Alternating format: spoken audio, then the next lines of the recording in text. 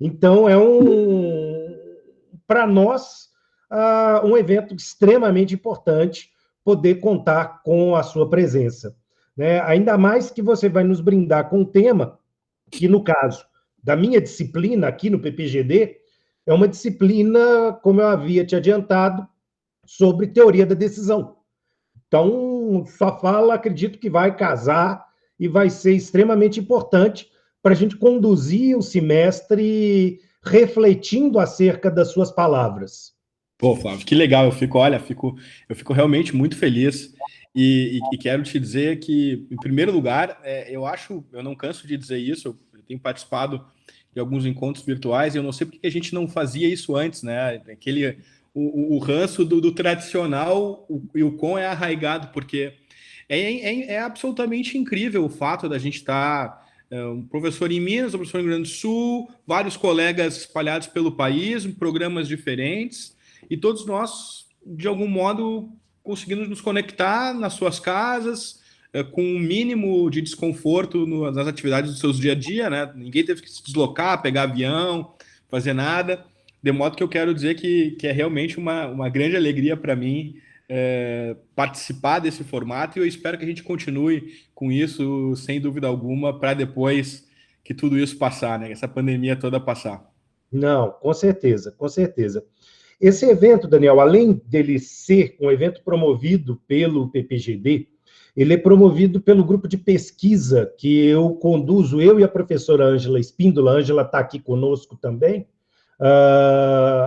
E a gente tem um grupo de pesquisa acerca de acesso à justiça, principalmente preocupados com o desenvolvimento do acesso à justiça na realidade do sertão baiano. Quer dizer, a academia ela tem que transformar a realidade. E já que esse é o nosso hábitat de pesquisa, a gente desenvolve um conjunto de reflexões com os alunos da graduação e do PPGD, e aí esse grupo ele tem o nome simpático de Caju.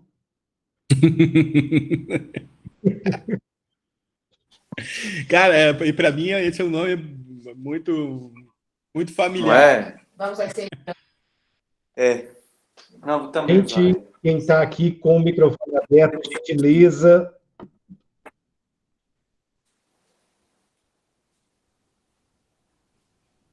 Gentileza fechar, por favor. Bom, então, sem mais delongas, passo a palavra ao professor Daniel Mitidiero. Daniel tem um currículo extensíssimo, então eu vou fazer uma versão, se você me permitir, Daniel, mais breve. Né? Daniel é pós-doutor em Direito, doutor em Direito, é um dos maiores processualistas que o nosso país tem.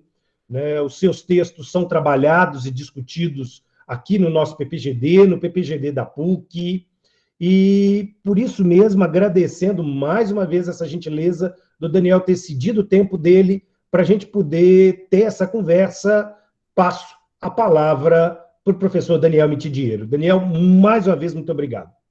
Obrigado, Flávio. Eu quero também comentar a Ângela, que é uma querida amiga minha de 1000 anos. Que bom a gente estar junto aqui também, Ângela. Enfim, olha, eu na verdade agradeço muito a gentileza da apresentação, Flávio. E quero dizer que, enfim, eu acho que o processo civil brasileiro está vivendo um momento muito rico. O Brasil é muito rico, né? Nós temos diversidades sociais que fazem com que aportes sociológicos consigam aparecer no processo. Nós temos diferentes vertentes teóricas que fazem com que as discussões sejam mais ricas. E eu acho que o fato de vocês liderarem um grupo que também tem dessa disciplina específica sobre teoria da decisão mostra muito o que eu quero, na verdade, trabalhar hoje, né? Conversar um pouquinho, que é de que modo a nossa cultura, de certo modo, vai avançando em blocos, né? Existem diferentes pessoas que trabalham a partir de diferentes autores, que podem ter fundamentações um pouco diferentes de soluções um pouco diferentes, mas acabam trabalhando sobre temas comuns e preocupações comuns, e, enfim. E a partir daí, como eu costumo dizer, botando a bola para frente, a bola para rolar. E eu acho que isso é muito claro na nossa produção, né? Eu e a Ângela, a gente tem uma raiz comum lá no professor Ovidio, ela mais ligada à hermenêutica, eu depois mais ligado à filosofia analítica, aplicada ao direito, não filosofia analítica propriamente dita, né, mas aplicada ao direito.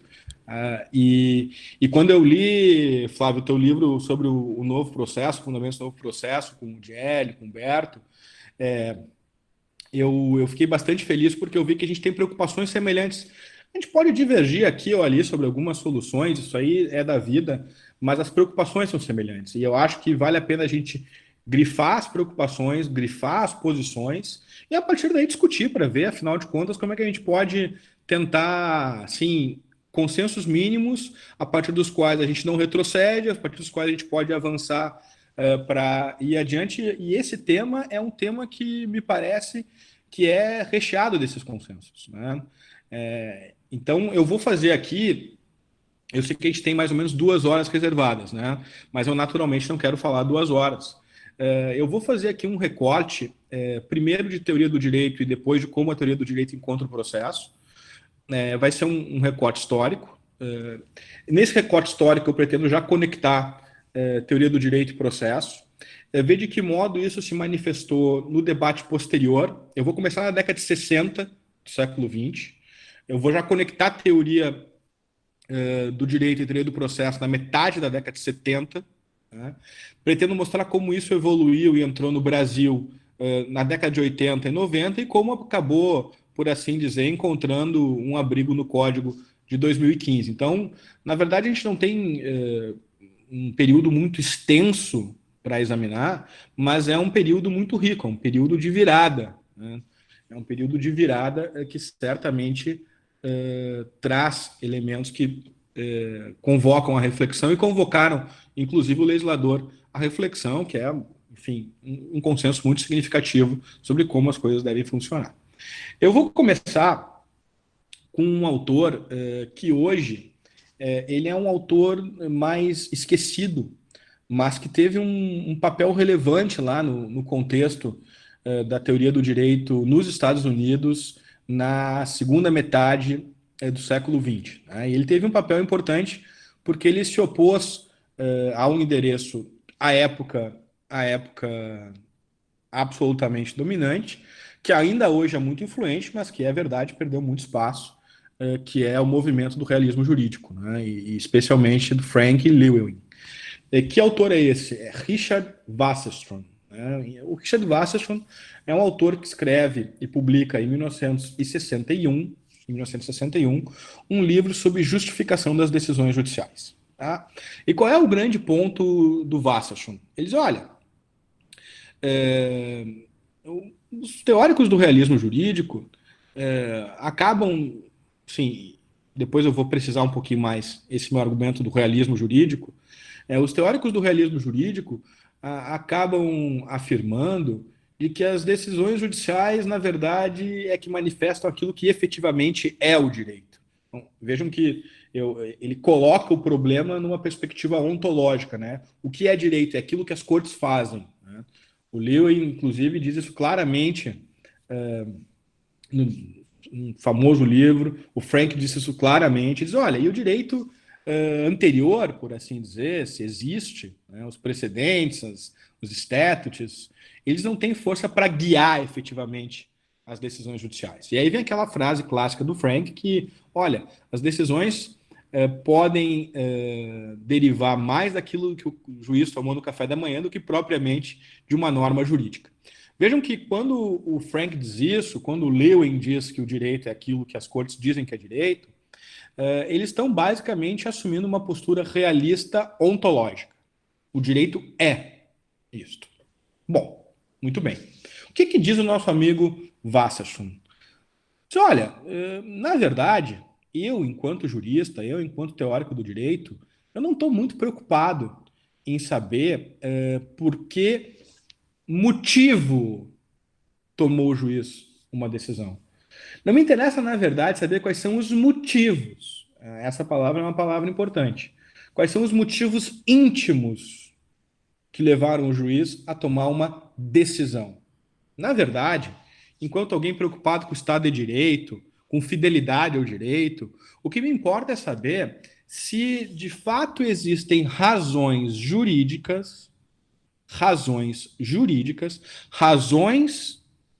devidamente justificadas no direito, em documentos dotados de autoridade. Estou dando um passo adiante, mas vamos ficar assim nesse momento. Razões justificadas em documentos dotados de autoridade jurídica que autorizam a tomada de uma decisão. Na verdade, é isso que me interessa. E quando o Wasserstrom vai dizer isso, ele vai trazer uma distinção que aparece lá em um teórico das ciências naturais entre contexto de descoberta e contexto de justificação. O context of discovery e o context of justification. Tá? Eles, olha, a gente tem que separar, quando o pessoal do realismo diz isso, a gente tem que, na verdade, separar as coisas. Uma coisa é o contexto em que a decisão é tomada. Por que as decisões são tomadas? Talvez a gente nunca saiba porque as decisões são efetivamente tomadas. Agora, o que realmente interessa é saber se elas podem ou não podem ser justificadas. Como elas são justificadas é fundamental. Daí, então, eu acho que nós temos o primeiro grande passo que é dado da decisão à razão. Quando o Wasserstrom diz, olha, o que me interessa, na verdade, são as razões que podem ser reconduzidas a fontes dotadas de autoridade jurídica, então acho que o nosso principal problema aqui está nas razões. Né? E saber como eu devo, por assim dizer, trabalhar com essas razões a fim de que eu tenha uma decisão ancorada no direito. Nós estamos em 1962. No Brasil, só para a gente ter uma ideia do que a gente está falando, no Brasil, nessa época, a gente não trabalhava em termos de realismo jurídico, essa não foi uma corrente que apareceu no Brasil nessa época, e há quem diga que essa corrente aparece muito tempo depois, inclusive que aparece com os meus trabalhos, tá? Mas a gente vai discutir um pouquinho isso mais na frente, porque é uma meia-verdade isso. Mas eu estou disposto a discutir isso com vocês, porque, afinal de contas, a gente não é dono das nossas interpretações das nossas obras, né? As pessoas interpretam, com boas razões, inclusive, as coisas que a gente acaba dizendo. Mas eu vou falar um pouquinho do realismo um pouco mais para frente. Na verdade, eu quero dizer que no Brasil, nessa época, e no processo civil em particular, a gente estava num extremo oposto. Né? Enquanto os realistas americanos diziam que o direito era aquilo que as cortes diziam que era direito, no processo civil, a gente estava descobrindo o que Ovenda, que dizia que jurisdicionar era declarar a vontade concreta della legge, declarar a vontade concreta da lei, que de seu turno, né, tinha origem no que eu costumo chamar nos meus livros de cognitivismo interpretativo, no sentido de que, afinal de contas, jurisdicionar é declarar uma lei pré-existente, unívoca, ou seja, com apenas um único sentido possível. Então a gente estava no extremo oposto, a gente estava do outro lado. Tá? Mas enfim, seguindo adiante, qual é o próximo passo? Tá? Nós saímos do Wasserstrom e o debate, como um debate de teoria do direito, é um debate transordenamental, é um debate que acaba ocupando diferentes autores de diferentes tradições. Onde é que aparece um bom tijolinho, né, nessa parede? Luigi Ferraioli. Enquanto o Wasserstrom foi um autor que hoje é um autor, por assim dizer, um pouco esquecido, né? Um autor que as pessoas já não falam muito, o Luigi Ferraioli é seguramente um dos maiores teóricos e mais influentes teóricos da tradição romano-canônica, né? Sem dúvida alguma, com uma carreira absolutamente sólida e contínua desde a época. Em 1966, então eu saio de 62 e vou para 66, e quem recuperou esse dado foi o Zanetti, o professor Leme Zanetti Júnior, da Federal do Espírito Santo. O Ferraioli escreve um ensaio para fazer uma distinção entre interpretação doutrinária e interpretação operativa. E quando ele faz essa distinção, interpretação operativa, a base do ensaio do Ferraioli, a ideia que o Ferraioli trabalhou foi justamente essa. Olha, na verdade, os textos eles não me dizem nada sozinho. Eu preciso interpretar. Uma ideia óbvia, né? Eu preciso interpretar, mas essa interpretação é que opera alguma coisa na realidade. E essa operação, com a realidade, tem que estar amparada em razões. Então, aparece aqui mais uma vez a conexão já não tanto no foco na decisão, mas no foco da interpretação, nas razões que têm que ser dadas para amparar determinado ponto em que se apoia uma dada decisão.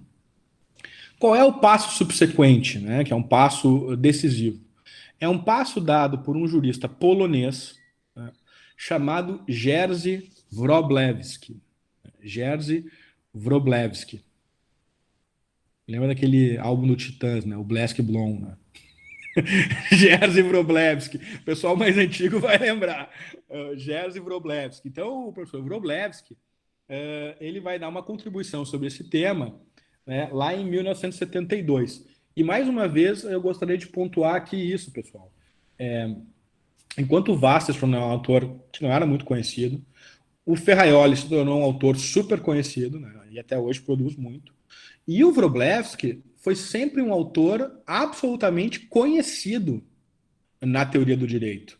Foi um cara que circulou muito, mesmo em um mundo, né? Vejam que a gente vivia um mundo separado por uma cortina de ferro. O Wróblewski morava na Polônia, né? Mas o Wróblewski se tornou um cara super influente e ele foi, por assim dizer, um dos líderes do grupo do autodeterminado, ironicamente, né, grupo Bielefeld-Kreis, né, o Círculo de Bielefeld. Esse grupo foi o grupo que gestionou dois livros muito conhecidos, né, que é o Interpreting Statutes e o Interpreting Precedents. Né? Bob Summers, Neil McCormick organizaram ambos. Um deles, inclusive, é dedicado à memória do Wróblewski, que faleceu em 91, e ele exerceu uma ampla influência sobre os teóricos posteriores. Então, o Jerzy Wróblewski é um cara que fez a coisa acontecer. É um cara que foi muito influente, né? Embora escrevesse inicialmente em polonês, ele acabou, por assim dizer, tendo uma influência muito grande. Depois começou a escrever em inglês, conhecia bem a língua italiana, isso já vai explicar um passo seguinte que eu vou contar logo na sequência. Bom, e o que o Wróblewski fez? O Wróblewski botou mais um tijolinho na parede. Ele disse, olha, de fato, eu não estou com muito interesse na decisão, nos motivos íntimos do juiz. O que me interessa é essa interpretação operativa que faz com que eu chegue à decisão, e essa, naturalmente, tem que estar amparada em razões fundadas em um dado documento normativo que possa ser reconduzido à ordem jurídica. Mas como é que eu posso fazer isso? E aí aparece, então, a palavra justificação. Diz, olha, eu posso fazer isso mediante uma justificação das razões. Então, eu justifico determinadas decisões interpretativas tomadas ao longo da decisão. E aí vejam os colegas e as colegas que a justificação não é da decisão como um todo, mas das pequenas microdecisões que vão sendo tomadas ao longo da decisão. Então, se eu outorgo sentido a um fato, eu tenho que justificar. Se eu outorgo sentido à prova nesse ou naquele sentido, eu tenho que justificar. Se eu interpreto uma disposição normativa num dado sentido, eu tenho que justificar. E aí, então, o Wróblewski apresenta para nós um primeiro esquema de justificação, que é o esquema da justificação interna e justificação externa. A ideia da justificação interna e da justificação externa. A justificação interna é como sendo aquela ligada à estruturação lógica da decisão. E vejam, estruturação lógica não só do ponto de vista dedutivo, mas também indutivo e abdutivo. Os raciocínios probatórios, na sua grande maioria, são raciocínios indutivos. Mas também justificação do ponto de vista externo, ou seja, da argumentação que eu desenvolvo em torno das premissas, de fato, probatórias e de direito. E aí, então, em 1972, o Wroblewski publica esse ensaio. Esse ensaio é publicado pela primeira vez numa revista francesa, dirigida pelo Perelman, em 72, e a partir daí começa a circular, né, em 1972. Bom, vejam que, por enquanto, a gente está falando de um tema de decisão, justificação, interpretação. São temas que, obviamente, têm a ver com a teoria do direito, são temas, obviamente, ligados à metodologia jurídica, e são temas com um óbvio reflexo no processo. Um óbvio reflexo no processo. Só que esse óbvio reflexo no processo não tinha aparecido ainda. Os autores ainda não tratavam da repercussão desses temas no processo. Vejam, a gente está num nível aqui de desenvolvimento teórico do discurso, que é um nível da teoria do direito e da metodologia jurídica que é ainda muito puerperal, ainda muito inicial. Eu falei aqui de 3 autores, Wasserman, Ferraioli e Wroblewski. Vejam que em 72 nós ainda não tínhamos a publicação do livro sobre Legal Theory do McCormick, que é de 78. Vejam, que é considerado um dos clássicos apoios à discussão. O Dworkin, naturalmente, tinha escrito seus ensaios sobre o modelo de regras em 67, 72, mas ele vai apresentar uma teoria da argumentação em 86, com o Império do Direito. Então, vejam como nós estamos, assim, nos albores, né, dessa discussão. Quem é que faz a ligação entre a teoria do direito e o processo? Nesse cenário? Michele Tarufo. Né? 1975, Michele Tarufo publica La motivazione della sentenza civile. 1975. E aqui vem aquelas coisas, né? É o tipo de coisa assim, tudo que eu falei até agora, a gente pode ver em qualquer livro, né? Agora, tem coisas que a gente só consegue falar e só consegue ter acesso conversando com as pessoas. Que eu, particularmente, acho mais interessante a gente falar um pouquinho disso também, porque o acesso acaba ficando melhor. Como é que o Tarufo foi conhecer, foi se apropriar, por exemplo, dessas ideias do Wroblewski? Porque as ideias do Wroblewski aparecem no La Motivazione de 75. Vejam que não tinha internet na época, né? Não dava para dar Google, não dá para mandar e-mail, telefonar era muito difícil. Vejam que as coisas elas acontecem de uma maneira um pouco diferente, né? De 2 maneiras. Existem 2 explicações do interesse do Tarufo pela teoria do direito e do seu acesso ao Wroblewski.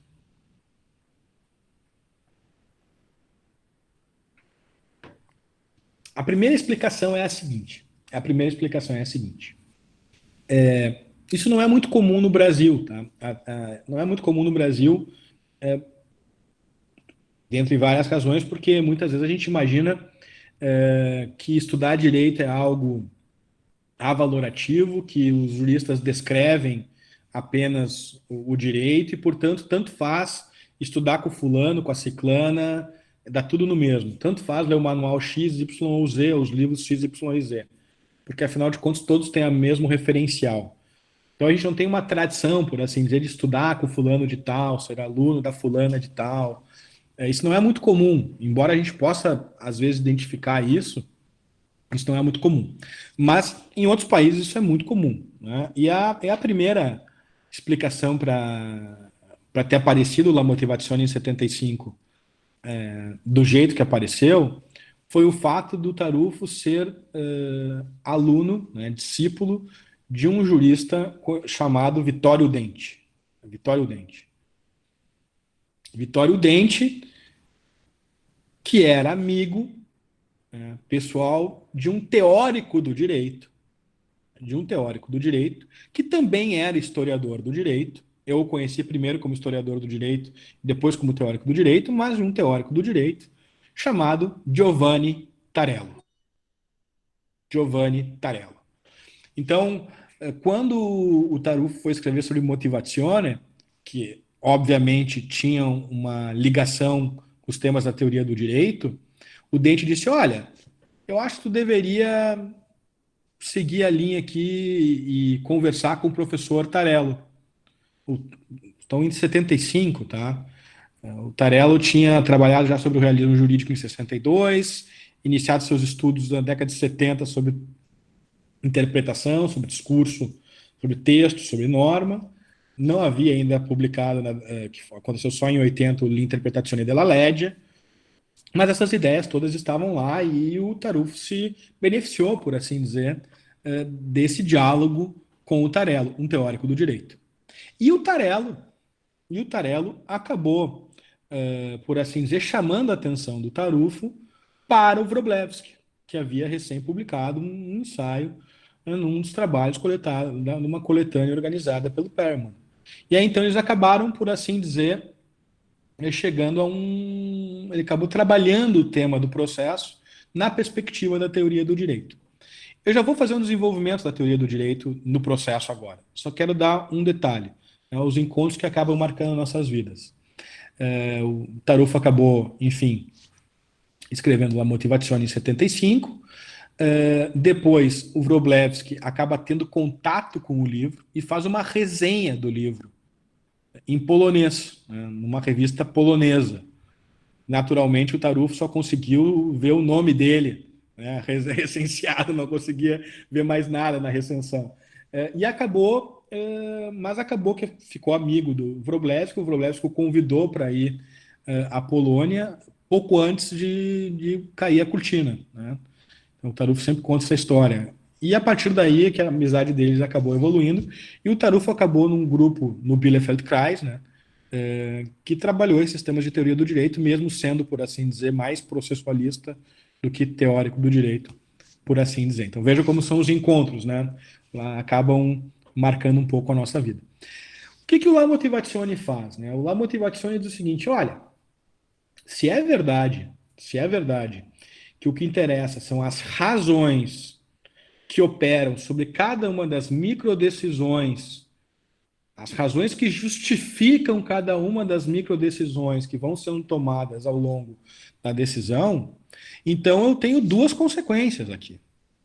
A primeira consequência é que todas essas interpretações devem ser previamente debatidas com as partes, porque, afinal de contas, o direito ainda não está totalmente formado antes da decisão. Ele é sujeito à argumentação. Primeira coisa. E a consequência disso é que a grande máxima da fundamentação é a máxima da máxima discutibilidade. Então, o grande princípio que rege a motivação, essa é a expressão que o Tarufo usa no Motivazione, tá? É o princípio da máxima discutibilidade. Ou seja, eu tenho que debater tudo e eu tenho que decidir sobre tudo. E é com base nisso que ele vai apresentar a fórmula dele de motivação, como sendo da discussão de todos os fundamentos capazes de levar ou alterar por si só, né, a conclusão sobre uma dada questão. Vejam que foi nesse encontro de ideias que a gente acaba, por assim dizer, conectando teoria do direito e processo civil. Por que antes era diferente? Vamos pegar a realidade brasileira. Se eu imaginava que as decisões eram simplesmente frutos de uma subsunção, vejam, eu não falo em justificação de razões porque os pontos são sujeitos à argumentação e a diferentes pontos de vista. Não, simplesmente eu falo de um raciocínio subsuntivo, que, a meu juízo, é verdadeiro, embora insuficiente. Algumas pessoas discutem isso. A meu juízo, a gente raciocina, a gente justifica subsuntivamente, embora isso seja insuficiente. Tá?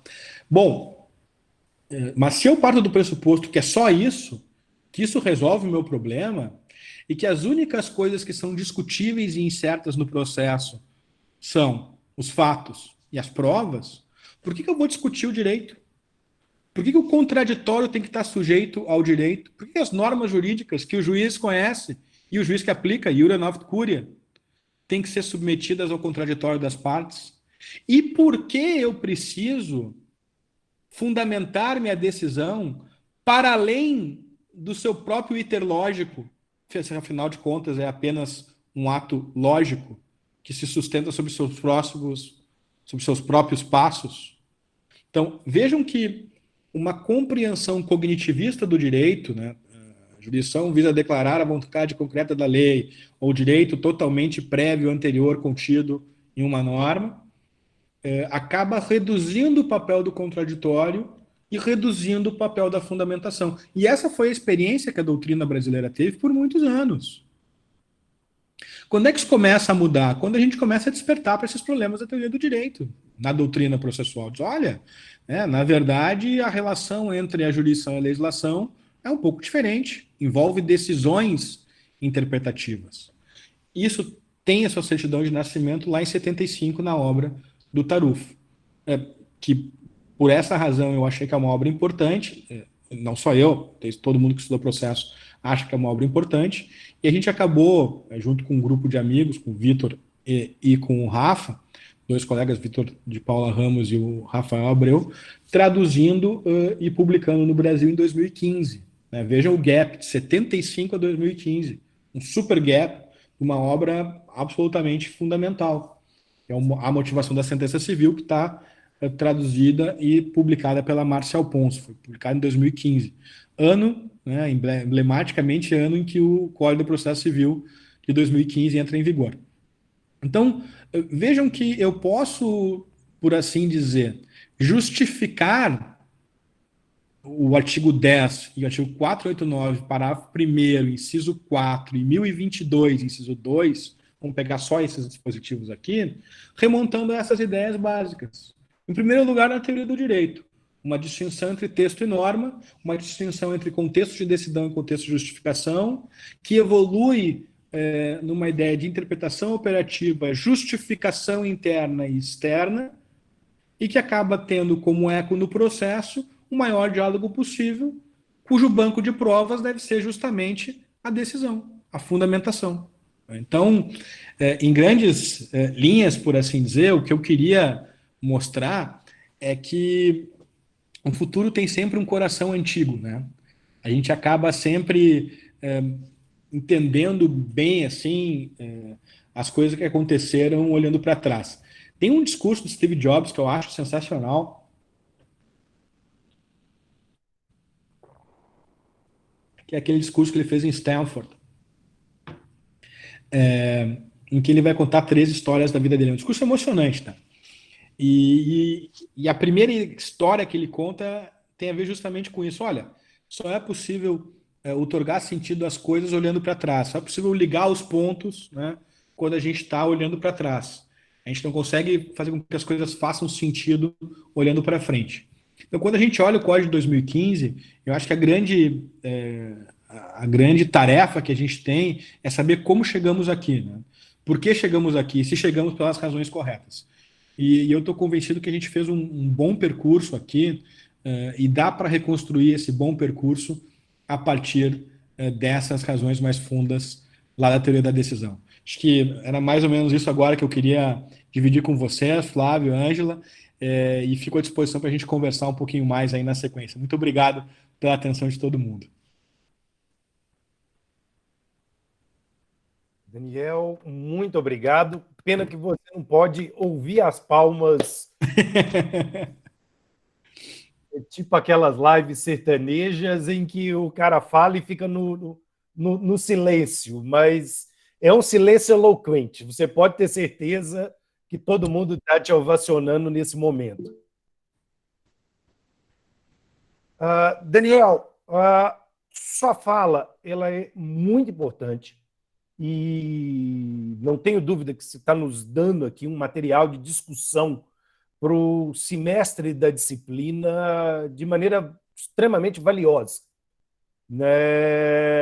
Eu vou abrir para perguntas, mas eu vou ocupar um pouco da minha posição de mediador e me privilegiar dela para poder estabelecer uma interlocução.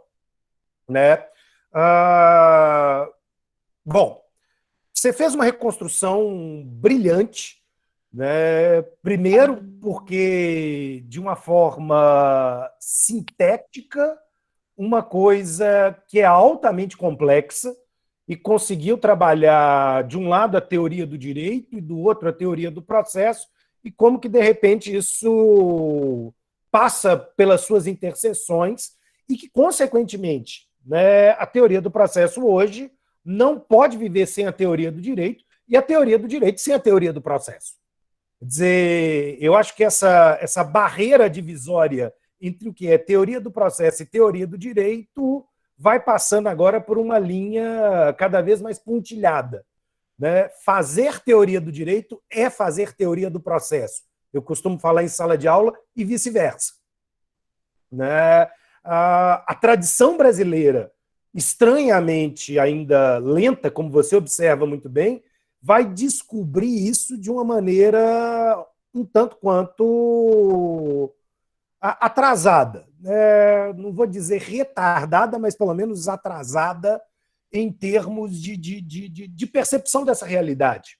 E é uma realidade que, de um ponto da teoria do direito, era uma grande pauta de discussão, quer dizer, como você colocou muito bem, já há décadas é uma grande pauta, essa discussão ontológica sobre o que é o direito e como esse direito se manifesta e se transforma. E, simultaneamente, isso também é uma preocupação do ponto de vista de uma sociologia jurídica, inclusive. Né? Um autor que, para mim, é um autor muito caro, como Niklas Luhmann, ele exatamente vai perceber esse movimento como um movimento de migração comunicativa, da relação entre centro e periferia do direito. Ou seja, onde antes o centro da ideia de Estado de Direito se encontrava o parlamento e os tribunais ficavam relegados à periferia, a gente tem uma inversão dentro desse universo. Né? E isso é um movimento muito, muito, muito interessante na realidade. Eu, né, também tenho um pezinho na filosofia analítica e recentemente tenho aumentado cada vez a minha carga de leitura e de trabalhos escritos em termos da teoria analítica, porque como você mesmo colocou, eu tenho me descoberto aqui, de certa maneira, ligado a uma corrente de pensamento de um filósofo analítico que é o professor Robert Brandon, da Universidade de Pittsburgh. E acho que o Brandon tem muita coisa também para poder nos ensinar, né? Trabalhando um pouco, né, de uma maneira bastante sintética, o Brandon, bem na linha do que você está falando, né, ele tem um texto maravilhoso, que não é uma discussão de argumentação jurídica, mas de teoria da argumentação, que é o Making Explicit, que vai exatamente nesse ponto. Quer dizer, aquele que fala, ou trazendo para o direito, né, aquele que decide, ele tem que deixar explícito exatamente isso que você está chamando de micro-razões para uma condição de justificabilidade para a avaliação da correção da decisão.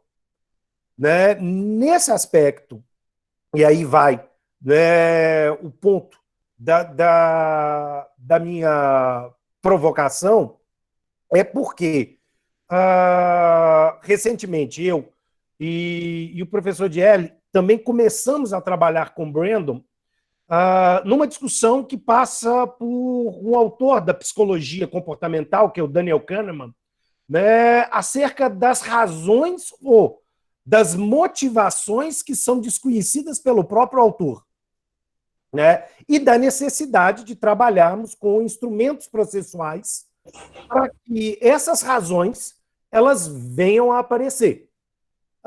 É inegável o papel do judiciário, mas também é inegável o papel de que o nosso judiciário ele adota ainda um certo, vamos colocar aqui, uma certa resistência com a atividade de justificação adequada das suas próprias razões.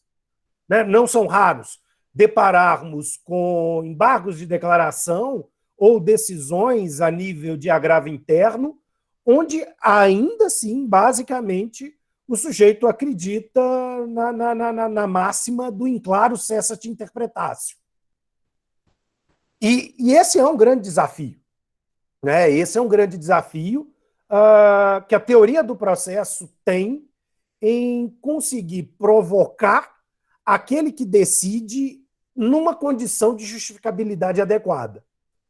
Temos ferramentas extremamente interessantes, né, desde o ponto de vista, como eu coloquei, recursal, dos embargos de declaração, ou do agravo interno, e, de certa maneira, uma discussão com o 942. Né? Bom, eu quero chegar aqui. Né? Será que, quando a gente trabalha com a figura do 942, né, a gente poderia compreender como se isso fosse exatamente um reforço para uma justificabilidade colegiada mais adequada pelo tribunal? É óbvio que, né, a coisa tem dois lados. Do mesmo jeito que o 942 nos abre uma porta, ele muitas vezes nos fecha outras portas argumentativas, onde a gente encontra determinadas posturas dos tribunais bastante, vamos colocar aqui, né, negatórias da própria funcionalidade do 942. Então, a minha provocação é um pouco disso. Quer dizer, como é que você consegue, ou como é que você, quando a gente trabalha, e você trabalha como eu trabalho, uma discussão bastante produtiva no campo da discussão recursal, né? Como é que essa colegialidade e, consequentemente, essa justificabilidade podem se processar de maneira adequada? Por que eu coloco isso também? Né? A tese de um amigo nosso, o professor Alexandre Frei, né, muito trabalha isso, quer dizer, um tribunal que, na realidade, não aprendeu a dialogar consigo mesmo. Ele está falando, por exemplo, do Supremo Tribunal Federal e de situações em que, às vezes, um julgamento é proferido pelo Supremo Tribunal Federal e que a própria TV Justiça, entrevistando os ministros do Supremo Tribunal Federal, eles não sabem o que a corte decidiu. Eles sabem o que eles decidiram. Mas essa visão do eu e do nós, que para a filosofia analítica ela é uma questão extremamente importante, ela parece ainda na mentalidade do nosso judiciário um tanto quanto complicado. Né? Então, quando a gente vai sair de um nível individual para o nível coletivo de construção, de justificação de uma razão, a gente ainda tem muito o que aprender. Né? Seria talvez essa a minha provocação para você, meu amigo. Flávio, muito obrigado. É uma alegria te escutar aqui. Eu casualmente comprei a segunda edição agora. Vocês me mandaram muito cordialmente a primeira e eu já comprei a segunda, do Desconfiando da Imparcialidade dos Sujeitos. Aliás, parabenizo publicamente, tá? Excelente trabalho. Transmite também ao DL, por favor, os meus parabéns públicos aqui. E eu acho que esse é um dos desdobramentos. Acho que a tua intervenção foi muito rica. Eu vou dividir aqui as minhas contra-observações no sentido dialético e não de contrários, porque, na verdade, nós estamos de acordo com todas essas questões. Eu estou absolutamente de acordo. Eu só queria pontuar, a gente tem colegas de diferentes níveis aqui, né? Então, pessoas que estão já mais adiantado na caminhada, pessoas que já são nossos colegas, professores, pessoal que está começando. E eu acho que queria pontuar uma coisa que tu mencionaste e que eu sinto também no meu dia a dia. Eu me descobri um autor que gosta mais de filosofia analítica. A gente não para de estudar. Quem não para de estudar está sempre estudando, se preocupando, a gente está sempre em formação. Às vezes as pessoas falam, mas como é que o sujeito consegue ter aquele raciocínio, chegou àquela conclusão? Às vezes o pessoal está no início da caminhada, fica um pouco, por assim dizer, inquieto, né? Pô, mas será que eu tô muito atrás? Não. As coisas vêm ao seu tempo e a gente vai amadurecendo. A nossa maneira de pensar vai amadurecendo. Eu experimento isso todos os dias estudando. Tenho certeza que vocês também. E então acho que é uma coisa importante. A gente vai achando os nossos pontos de equilíbrio. Segunda é que eu quero dizer que eu acho que a gente está melhorando muito, Flávio. Muito, muito, muito. As discussões elas se fazem por gerações, né? Então, a gente pega assim as gerações dos nossos professores anteriores, tinham alguns tipos de discussão. Eu vou dar assim um exemplo básico, tá? Um exemplo bem processual, aqui tá bem dogmático. Aproveitar que a Ângela está aqui. Não que ela seja uma processual, dogmática, mas porque tem a ver com com um exemplo da nossa predileção, tá? Por exemplo, se pegar a geração do professor Ovídio, vai ver que a preocupação da geração do professor Ovídio era dizer que também era possível ter antecipação de tutela, ou seja, antecipar resultados para toda e qualquer situação de direito material e não só para direitos privilegiados, como envolvendo posse ou títulos de crédito. Pô, era uma preocupação democrática, isonômica, de técnica processual, mas era. Se eu pegar os estudos do Carlos Alberto, o professor Carlos Alberto, a preocupação dele era distribuir de maneira mais equilibrada o poder no processo entre os sujeitos. Cara, essas coisas aconteceram, demorou um tempão, demorou 20, 30 anos, e aconteceram. Agora a gente está aqui discutindo com umas novas pautas. Eu tenho assim, a absoluta tranquilidade de que o que a gente está discutindo aqui não é para nós, é para os nossos filhos, para os nossos netos, talvez, se tudo der certo, né? Se a gente tiver razão, se forem boas razões, essas ideias vão vencer e vão se tornar um lugar comum daqui a muitos anos. Então, eu acho que a gente está discutindo, está no caminho certo, e eu acho que esse, por assim dizer, esse nosso consenso, olha, texto e norma não se confundem, a justificação das razões são importantes. Agora vamos começar a trabalhar os problemas que daí derivam. Esse problema que tu levantastes, ele pode ser analisado numa dupla perspectiva, para pegar também o Supremo Tribunal Federal e pegar um dos filões do grupo de vocês sociológico, né? Quando a gente trabalha lá, quando o Tarufo escreveu o Motivazione, a primeira parte do Motivazione era motivação como signo, né? E a segunda parte como discurso. Como discurso é uma discussão normativa, como essa que a gente está fazendo, contraditório, fundamentação, o que deve conter, não deve conter, por que deve conter. Mas como signo, era para saber a personalidade do juiz. Olha, o que a decisão X, Y e Z me diz sobre quem é esse juiz e o que ele representa em termos sociais. E aí, claro, e aqui vai entrar um problema de composição do judiciário, de composição das cortes supremas, em que pela maneira pela qual isso é decidido, eu consigo entender qual é a formação cultural do juiz, formação política, sociológica. E isso é fundamental, explicitar isso é fundamental, para usar o verbo que tu utilizou bem, não que a gente vá conseguir custodiar, né, porque a gente não controla quem controla por último. Só a rodada institucional continua. Mas para a gente ter claro qual é o perfil de pessoas que estão decidindo, como estão decidindo e o que a gente pode fazer para melhorar isso em termos de representações políticas. Então, o primeiro ponto de análise do que tu mencionaste, que me parece muito importante, é essa. A segunda, claro, é trabalhar a ferramenta normativa, né? E eu acho que os constrangimentos epistemológicos, quando explicitam as razões, no colegiado, é que fazem com que a gente tenha condições de evoluir e, por assim dizer, se prevenir contra esse enviesamento. Eu estou de pleno acordo com as conclusões de vocês. E é interessante, né? A gente mencionou isso agora. Eu estou trabalhando num caso que até é de Minas Gerais, tá? Que está no Supremo. Enfim, é um caso bastante interessante envolvendo ICMS e locadora de veículos, tá? Eu não sou tributarista, mas é um caso específico envolvendo uma discussão sobre modulação de efeitos, né? Que o Supremo Tribunal Federal, decidido ao mesmo tempo uma ADIM e um recurso extraordinário, com repercussão geral, corre o risco de chegar a soluções completamente distintas, com um julgamento em conjunto. Não é que julgou primeiro a ADIM, não, julgou terminou na mesma sentada entrou o outro, e agora o Supremo teve que se deram conta de que, olha, acho que nós temos que ajustar isso aqui com o que o tribunal já vinha decidindo. Aí vem com a história institucional do tribunal, que o Alexandre Freire fala muito bem. E o caso concreto, afinal de contas, qual é o precedente, como é que a gente pode resolver a partir daqui. E aí eu não tenho a menor dúvida, né? Assim, faz parte do devido processo a ideia de juízo colegiado.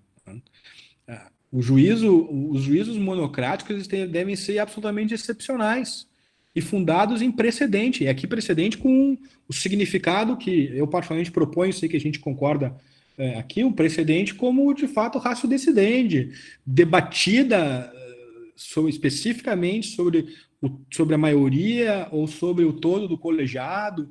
Eu acho que é esse tipo de coisa que vai fazer com que a gente evolua.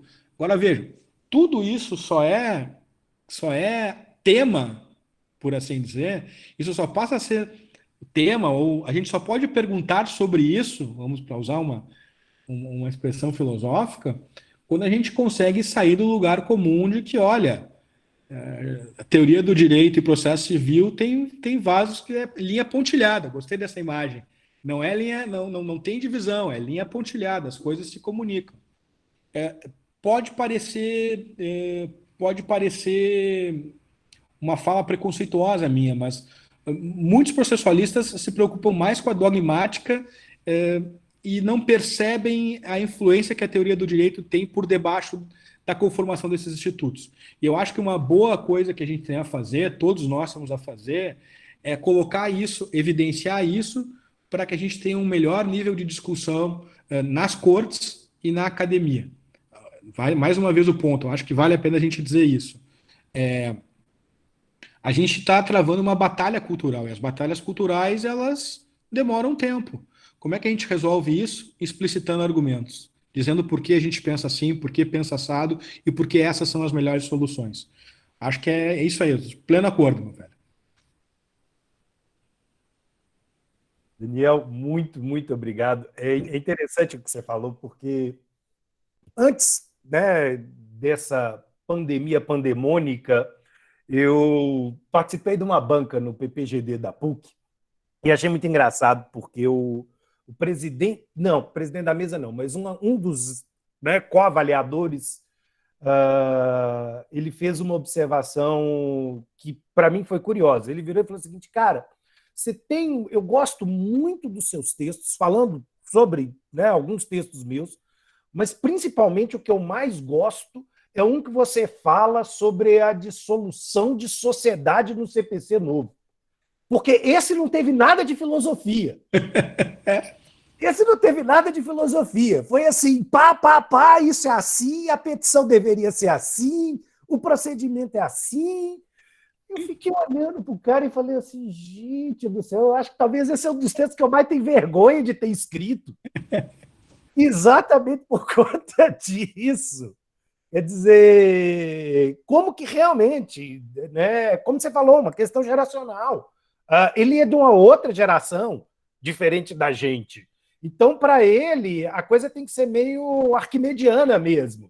A teoria de um lado, a dogmática do outro. Se eu estou escrevendo sobre, sei lá, agravo de instrumento, eu tenho que analisar simplesmente a descrição normativa do código ou um comentário ou outro a partir de uma jurisprudência, e como que isso é empobrecedor na realidade, como que isso tira o gosto, digamos assim, de escrever e o gosto da discussão. Mas, bom, Daniel, não vou te alugar sozinho, então quero abrir agora a palavra para todos os participantes, né? A gente ainda tem um tempo para a gente poder, quem quiser, fazer os seus questionamentos para o professor Daniel. Quem quiser pode utilizar o chat, pode utilizar também o microfone, pode ativar o seu microfone se quiser. Antônio, você está aí? Eu estou vendo que você começou uma pergunta no chat. Bom dia, querido, tudo bem? Bom dia a todos, é um prazer participar dessa bancada telepresencial aqui de grande peso jurídico, né? Estou vendo aí o doutor Daniel Didier, o professor Pedron e a Ângela.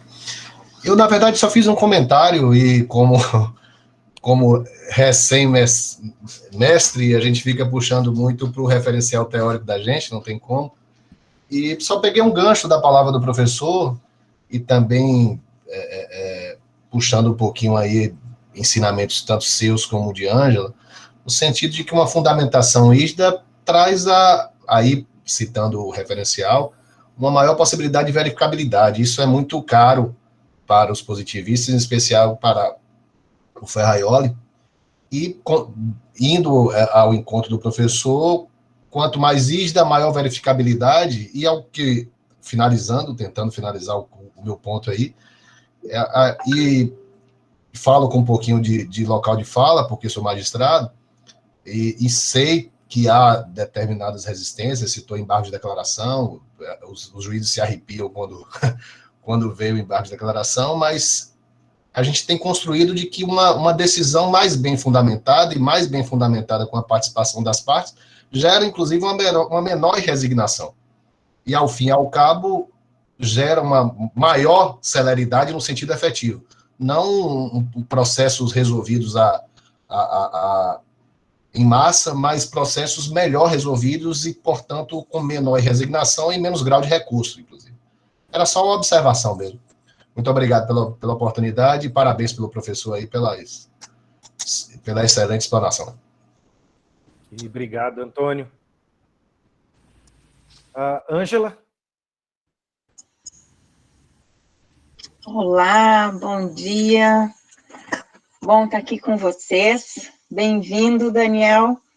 Com essa, de certa forma, uma facilidade, né, que a gente está podendo hoje circular e se encontrar em outros momentos, em outros espaços, com alguma facilidade, né, nesse contexto pandêmico, pandemônio, como disse o Pedro. Então, bem-vindo, e que alegria poder te escutar um pouquinho, né, e a gente poder se aproximar, em que pese a gente já está há uma longa data juntos, né. Então, cumprimentar todos aí presentes, Antônio, meu ex-orientando, né, agora já mestre e colega. Para sempre. Então, parabéns ao Pedron também pelo convite, ao Daniel aqui em nome do grupo. Daniel, bom te ouvir, e de fato, começaste falando de como a gente às vezes tem pontos de partidas diferentes, né, mas todos nós queremos, ao final, chegar num mesmo destino, né, porque as preocupações de fato são as mesmas, e eu acho que como nenhum outro momento, né, talvez a teoria do processo tenha chegado num estágio de construção em que os denominadores comuns, no que diz respeito às preocupações do processo, estão mais evidentes e acabam unindo mais os esforços, né? É claro que o Pedron citou lá citou o Luhmann, né, e o Luhmann vai falar que a comunicação é algo improvável, e aí quando ele fala isso, eu já me lembro, e eu acho que é muito oportuno quando a gente trata do problema da interpretação e da fundamentação, que é o problema da tradução, né, que falando do meu lugar de fala mais da linguagem, né, porque o problema de interpretação é antes um problema de tradução também, né, traduzir a cultura, os paradigmas, as fundamentações, né, e a gente percebe muito bem isso nos teus apontamentos, nas tuas preocupações, toda a produção da Escola de Minas, né, que é uma escola que vem fazendo uma produção muito boa desde uma longa data. Eu lembro do professor Ovídio fazendo essas referências, né, e que, de fato, agora falei no Ovídio, me lembrei, né, toda essa discussão que tu trouxeste, toda essa reconstrução, né, como é bacana a gente olhar para trás, né, vem lá Antônio Machado, né, o caminho se faz caminhando, né, a gente olha para trás e consegue enxergar as pegadas, né, e isso é sabedoria também na construção das teorias do processo, né, e tem dois textos do Ovídio, então, que eu acho que são muitíssimo atuais e a gente precisaria reler eles, que é o Verdade e Significado e o Fundamentação das Decisões, né? É impressionante, talvez hoje eles tenham outros significados, né? E de fato, em que pese a gente tem uma preocupação normativa e legislativa, né? É possível a gente concluir que o judiciário vem funcionando muito bem, a partir das premissas das quais ele se estabelece, tá? Então, porque há um problema de tradução ali, né? Quando a gente vê todo esse marketing, né? Essa semana teve um evento aqui em Passo Fundo, na IMED, né? Tava a ministra Carmen Lúcia, o pessoal falando, nossa, o judiciário nunca produziu tanto como está produzindo, as decisões nunca foram tão eficientes. Há uma tentativa de ocultar alguns problemas ali também, Mas, enfim, para eu não abrir para esse mote, né? É preciso a gente verificar que o problema e eu acho que está muito sintonizado com o que tu apresentaste, e aí eu gostaria que tu corrigisse a minha rota e que a gente pudesse fazer essas interlocuções aqui, em outros espaços, em outros momentos. Se o CIAR funciona muito bem para aquilo para o qual ele foi construído, né, a partir das suas premissas, e a guerra, então, é cultural, portanto, é uma guerra paradigmática, portanto, é um problema de estruturas de pensamento, de estruturas paradigmáticas, né? Talvez o problema não seja da ordem legislativa, né? E a gente acha que um novo código, uma nova ordem normativa é capaz de instituir um novo sistema legal, um novo sistema de processo. E talvez, a gente acha isso, né? Mas me parece que não, Daniel. Tá? Me parece que o novo código de processo, né, que ainda é novo, né? 5 anos de história, é muito novo, ele não é capaz de fundar um novo sistema processual, culturalmente falando. E aí me parece algo que eu venho estudando, e sobre essa terminologia, né, me parece que não é um problema de reforma, e sim de refundação, porque não é um problema de função, e sim de estrutura. Tá? Me apropriando muito da produção do professor Ovídio e do que ele... do pouco que eu consegui aproveitar e absorver dele, né? É necessariamente um problema de estrutura, né, paradigmática, né? Então a gente precisaria pensar numa refundação da jurisdição, né, para que a partir da reforma a gente consiga construir, né? Porque a gente tem novos desafios hoje, né? Tá aí, né, tá posto, e a pandemia evidenciou muito mais isso, né? A gente tem novos desafios para lidar, né, junto com os velhos problemas. O problema da fundamentação da decisão não é de hoje, né, é de longa data, e ele vem se intensificando, né. Então, acho que eu adoraria que a gente pudesse conversar mais em outros momentos, em outros espaços, te ouvir, né, é tão bom quando a gente consegue fazer essas interlocuções e ir corrigindo as nossas rotas também, né, e ir trocando, né? Então, coisa boa, isso, não que a pandemia tenha um lado bom, né, não tem, né? Mas que bom que a gente consegue fazer o melhor que a gente consegue, né? Tá se encontrando e arriscando, né? Algumas ideias insólitas aqui nesse espaço possível, né? Que bom, Daniel, bem-vindo, coisa boa te ouvir. Se a gente puder conversar sobre isso, vou adorar. Bom, muito obrigado. Não sei se eu, Flávio, posso falar desde logo? Me autoriza? Obrigado também, Antônio, pela tua ação. É de casa e está em casa. Muito obrigado. Estou emocionalmente em casa e fisicamente em casa. Literalmente em casa. Ângela, obrigado. Que bom te escutar também. Vamos cada vez mais intensificar nosso diálogo também em outros espaços. É uma alegria poder te ver aqui também. Eu e a Ângela nos conhecemos há muitos anos, né? E há muitos anos conversamos em torno de temas de processo. Bom, eu estou absolutamente convicto, né, que o problema é um problema cultural. A primeira coisa que eu acho que a gente trabalha, assim, para usar uma primeira, né, um primeiro turning point aqui, a nossa linguagem, a linguagem da doutrina é uma linguagem prescritiva também, não é uma linguagem descritiva. Vamos começar por aí, né? Bom, e quando a gente diz isso, a gente já vira uma página enorme, né? Então, para pegar um exemplo do que eu tenho procurado fazer, quando eu escrevi em 2013 um livro que é um livro bastante controvertido, mas é um livro, enfim, que me deu muito prazer escrever e tem uma boa repercussão nas Cortes Supremas. Quando eu escrevi o meu livro sobre Cortes Superiores e Cortes Supremas, né, o grande ponto do livro é, olha, o STJ e o Supremo funcionavam bem para o que eles tinham sido pensados, que eram ser cortes de controle e de jurisprudência. Só que eles não funcionam bem como cortes de interpretação e precedentes, e, portanto, é preciso fazer essa passagem, né? Vejam, mas isso é cultural, né? E tanto é que o STJ e o Supremo começaram a fazer essa passagem, e os instrumentos do código muitas vezes estão não auxiliando, estão atrapalhando um pouquinho essa passagem.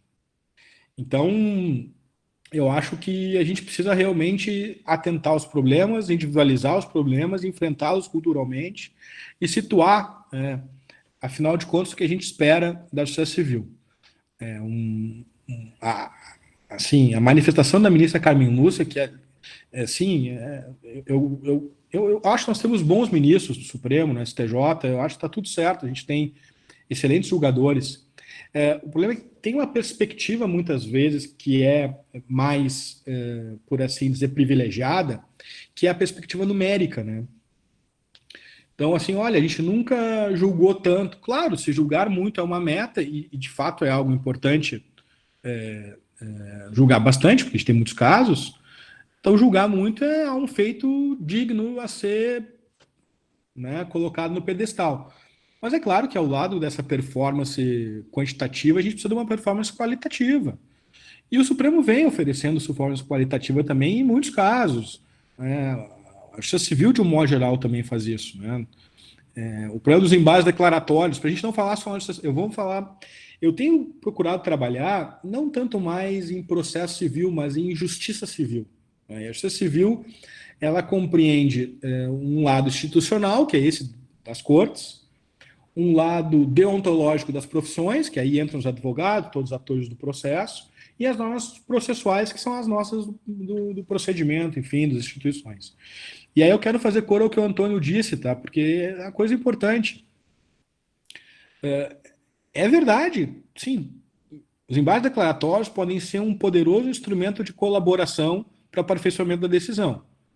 Mas talvez um número muito significativo de embates declaratórios seja para rediscussão de matérias que não poderiam ser discutidas em embates declaratórios.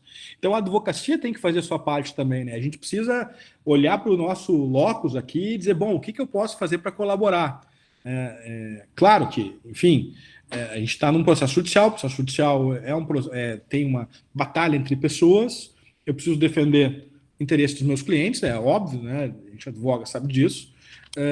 Agora, procurar usar com parcimônia os instrumentos que a lei dá e utilizar quando adequados, né? Isso vai ajudar bastante. Eu particularmente, Ângela, para retomar aqui, enfim, e dar algum espaço para a gente seguir adiante numa outra reflexão, eu acho que a gente precisa, assim, de fato, refundar culturalmente a sociedade civil brasileira.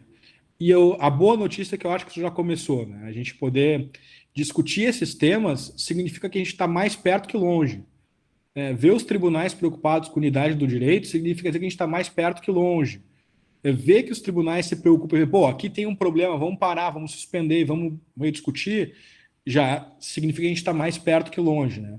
Então, o meu discurso é um discurso otimista, no sentido de que, olha, nós temos problemas, todos os atores da sociedade civil brasileira, a legislação brasileira tem problemas, mas a gente está procurando debatê-los e achar as melhores soluções. Coisa boa, vamos que sigamos assim, né? Excelente. Daniel, o Luciano está sem microfone e pede para te transmitir uma pergunta.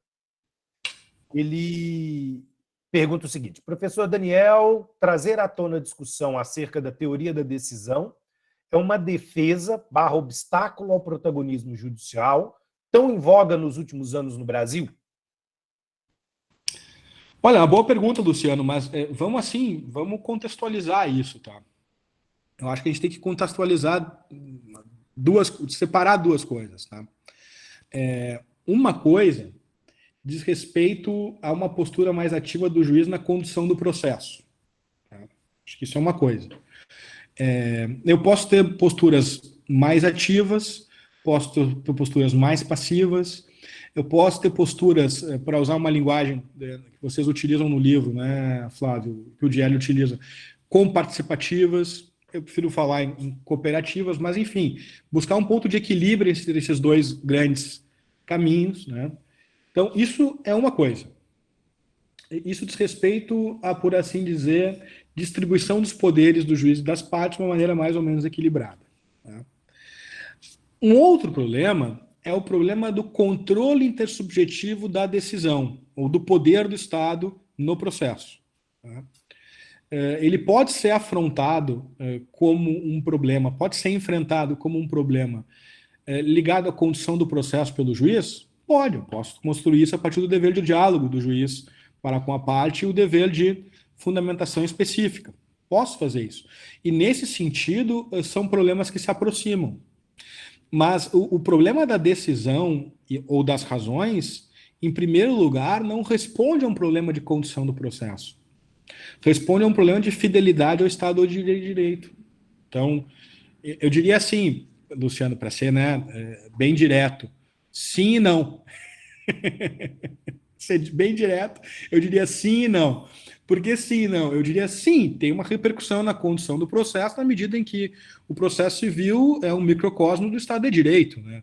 E tem que se projetar o Estado de Direito. E por isso eu tenho que ter regra de contraditório e fundamentação que obedeça, por assim dizer, um maior equilíbrio entre as partes e o juiz. Agora, em primeiro lugar, o problema da teoria da decisão e da teoria da fundamentação, enfim, como a gente quiser chamar, diz respeito a um problema de fidelidade ao Estado de Direito. Essa é a primeira resposta. A segunda resposta, que se projeta na condução do processo. E, nesse sentido, indiretamente, essas teorias de coparticipação, de colaboração, podem ser vistas dessa maneira. Por que eu fiz questão de fazer essa distinção aqui? Para deixar claro quais são os problemas que estão na mesa. Depois a gente pode tratá-los em conjunto. Mas, olha, um problema é vinculação à ordem jurídica. Segundo problema, como essa vinculação à ordem jurídica se realiza no processo.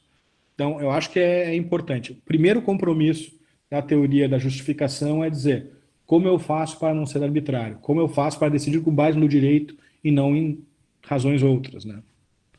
Enfim, acho que é por aí, Luciano. Não sei se era essa a linha, se era esse o endereço, mas é por aí. Bom, Daniel, o Guilherme Trindade tem uma pergunta. Guilherme, você vai ligar seu microfone? Posso ligar, Flávio? Então, pode fazer a pergunta, meu caro. Primeiramente, aquela clássica saudação, Daniel, saudades. Então, a minha pergunta vem mais por uma questão de praticidade, uma prática que a gente encontra muito nos tribunais, que é justamente essa questão que tu falou, que a razão não é dada pelo direito, é por uma motivação. E aí, quando eu fiz aulas com o Ingo, e vocês escreveram aquele curso de Direito Constitucional, tem aquela clássica dever constitucional de fundamentar a decisão. E aí o seguinte, o juiz não decidiu com razão no direito, ele decidiu por uma motivação pessoal que ele não coloca na decisão, e aí vem o exemplo que eu uso muito quando eu quero exemplificar isso, que é o juiz disse, olha, eu imagino que seja possível, mas não tem nenhuma prova no processo, o processo não lidera nesse sentido. E aí ele decidiu com base na imaginação. Tem o dever constitucional de fundamentar.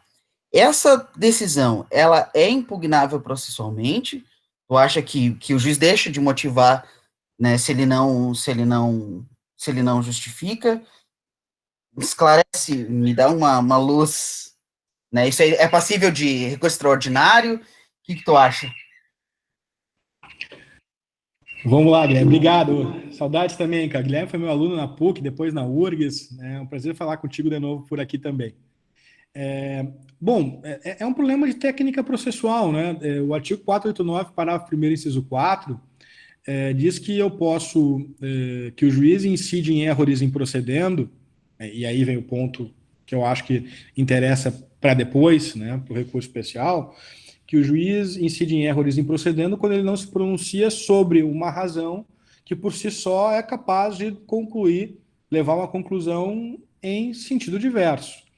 Se esse ponto, se essa razão é uma razão que de fato ela poderia levar a uma conclusão diferente e não foi devidamente justificada, é uma coisa.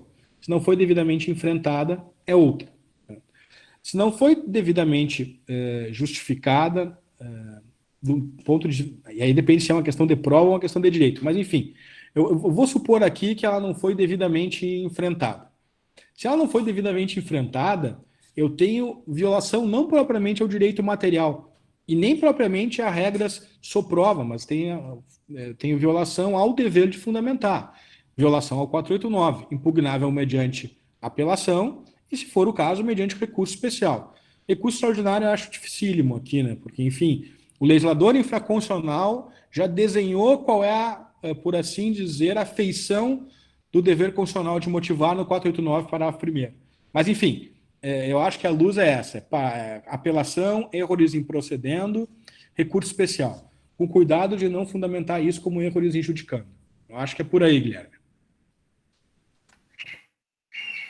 Obrigado, Daniel. Obrigado também, Guilherme. Daniel, o Sandro faz aqui também um questionamento. Ele diz: professor Daniel, gostaria de colocar o cidadão nessa história. Esse homem comum que não tem formação jurídica, que sequer imagina o que seja num processo, mas que vivencia sensorialmente o mundo a todo instante, interage a todo momento e que tem cada vez menos poder decisório sobre os conflitos que se apresentam. Bom, pergunta: não estaríamos criando uma comunidade fundada em bases insólidas, uma vez que o direito passa a ser quase que todo produto da manifestação jurisdicional? Boa, obrigado, Sandro. Bom, se eu puder responder essa pergunta, eu quero que alguém me dê um Nobel jurídico. Eu quero, em primeiro lugar, reivindicar aqui um prêmio por eu poder responder essa pergunta.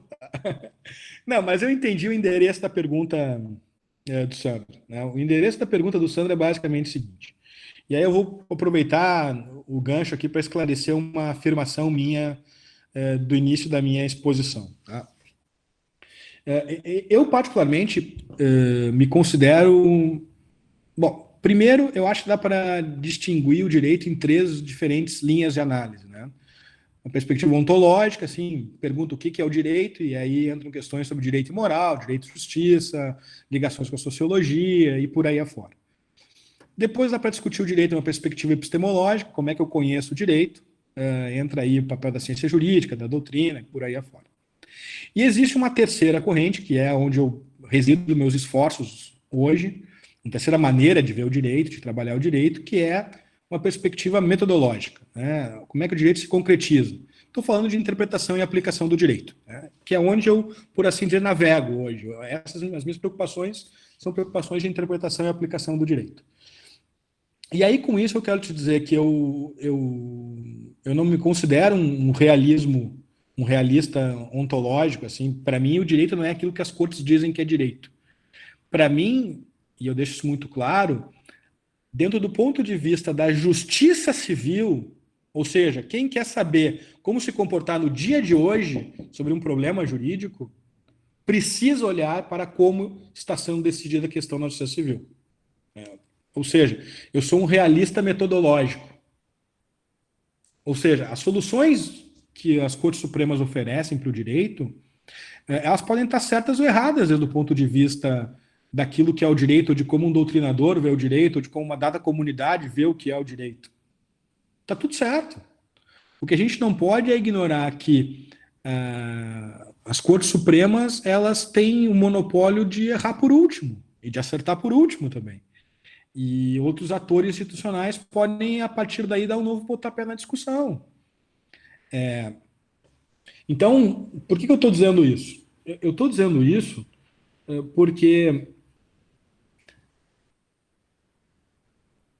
o direito ele é formado pela outorga de significado que as cortes encarregadas de dar a última palavra dão a elementos textuais e não textuais da ordem jurídica. É muito difícil o cidadão ter percepção disso, né? No Brasil, porque afinal de contas a gente tem uma cultura assim média. Bom, primeiro que a gente tem uma cultura que no ensino médio e fundamental, antigo segundo grau, ginásio, não inseriam elementos básicos de como é que o Estado funciona, como é que as funções do poder se dão, de como é que é direito, no básico, tá? O que é um legislador, o que é um judiciário. Não estou falando de elucubrações, estou falando do básico. Mas é diferente do que acontece nos Estados Unidos, em que as pessoas mais ou menos sabem que o direito é uma questão ligada à Suprema Corte e ao Congresso Nacional, no plano federal. É isso. Então tem que saber assim, tem que se comunicar da maneira mais clara possível. Todo mundo, juízes, legisladores. No Brasil a gente tem a bagagem ainda do pedantismo da linguagem, né? Eu particularmente tenho tentado me livrar disso e tenho procurado falar da maneira mais simples possível, sem perder o rigor das expressões que são próprias ao direito. Mas eu acho que o cidadão ele vai conseguir não ficar perdido nesse tiroteio, né, sendo lhe vedada a autodeterminação e, portanto, liberdade, sendo lhe negada a igualdade, quando ele, por exemplo, procurar um advogado, procurar um defensor e ser informado dos seus direitos, não só naquilo que está escrito na lei, mas na maneira como os tribunais vêm enfrentando aquilo. E eu acho que um elemento de accountability, para usar uma expressão da moda, do sistema de justiça civil brasileiro aconteceu de maneira silenciosa há pouco tempo, quando os sites responsáveis pela legislação começaram a colocar uma balancinha do lado dos artigos, né?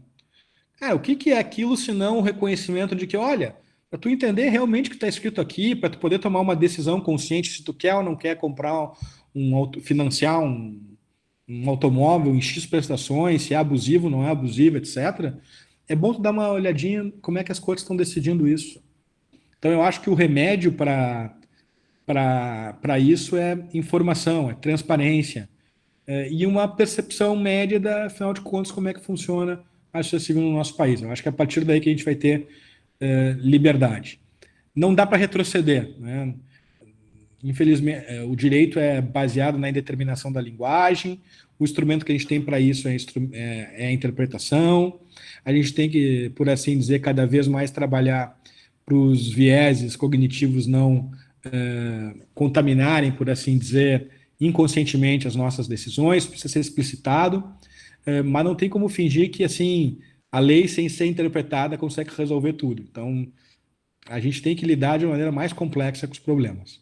Mas é isso aí, Sandro. Eu estou de acordo contigo. A preocupação é essa e estamos juntos. Excelente, Sandro. Obrigado. Daniel, eu vou passar a palavra agora para o Délio. Délio, seja bem-vindo, meu amigo. Quanto tempo? Obrigado, Flávio. Parabéns aí pela organização do evento. Muito bacana. Sempre muito aprendizado ver o professor Daniel falando. Sou um grande admirador dele.